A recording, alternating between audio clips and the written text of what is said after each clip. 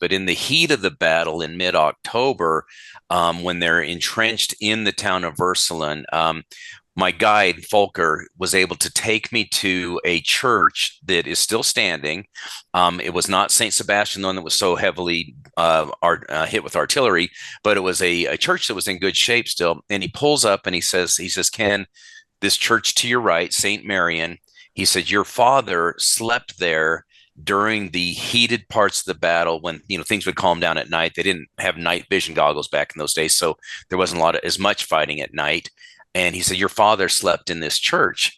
But it was really neat to be able to stand outside that church and think about, let's see, but then Dad was still 18. He wasn't quite 19 yet during that battle. He's 18-year-old dad, having been a runner in that battle and getting shot at by MG-42s. Now he gets a chance to put his head down. And I just think about it. Was he able to sleep, with all that adrenaline going and the excitement of really his first biggest battle? Was he able to get any rest? What did he think about?